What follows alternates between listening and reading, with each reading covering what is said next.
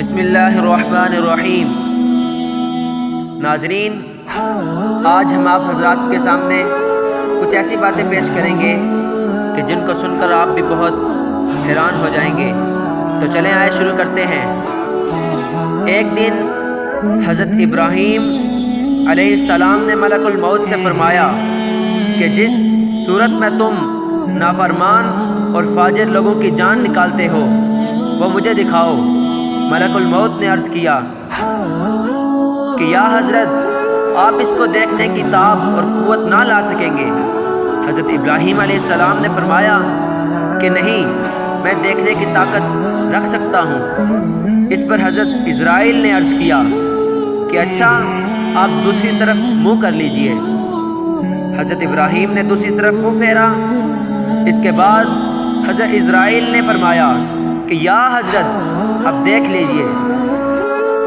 حضرت ابراہیم علیہ السلام نے جب ادھر دیکھا تو ایک بڑا کالا آدمی، دیو کی شکل، جس کے بال بہت بڑے بڑے اور نہایت بدبودار کپڑے، اور اس کے منہ سے اور ناک سے آگ کی لپٹیں نکل رہی تھی۔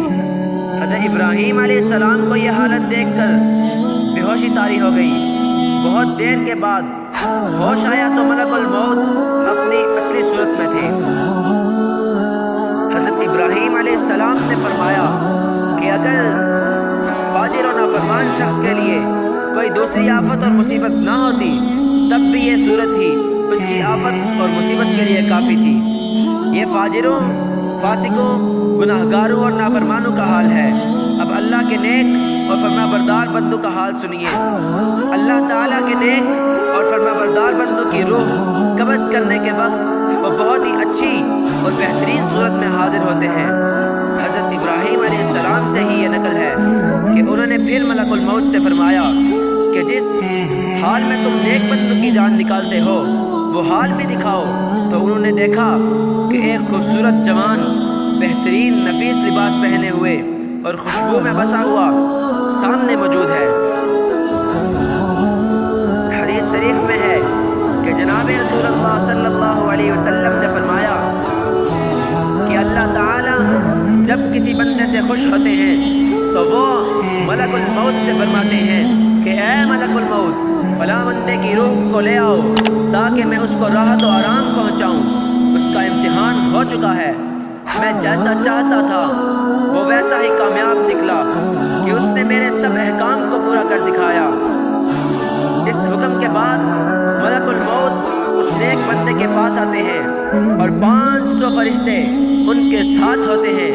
ان میں سے ہر ایک فرشتہ اس بندے کو ایسی خوشخبری دیتا ہے جو اس سے پہلے کسی دوسرے نے اس کو نہیں دی۔ ان کے پاس خوشبودار ریحان کی ٹہنیاں اور زعفران کی جڑیں ہوتی ہیں، اور وہ سب فرشتے 2 قطاروں میں لائن لگا کر اس کے پاس کھڑے ہو جاتے ہیں۔ اس کے بعد کیا ہوتا ہے؟ اس نیک بندے کے ساتھ اللہ کی مہربانی اور فضل و کرم دیکھ کر ابلیس اپنا سر پکڑ کر رونا چلانا شروع کر دیتا ہے۔ اس کی آواز سن کر اس کے خادم و نوکر دوڑ کر آتے ہیں اور آ کر پوچھنے لگتے ہیں، اے ہمارے آقا اور سردار، کیا ہو گیا؟ کیوں رو رہے ہو؟ کیوں چلا رہے ہو؟ وہ کہتا ہے کہ کم بختو، دیکھتے نہیں ہو یہ کیا ہو رہا ہے؟ تم کہاں مر گئے تھے؟ وہ کہتے ہیں، اے ہمارے سردار، ہم نے اسے گمراہ کرنے کے لیے بہترین کوششیں کی، اپنا بہت مکر و فریب چلایا، مگر یہ گناہوں سے محفوظ ہی رہا اور ہمارے دباؤ اور پنجے میں نہ آ سکا۔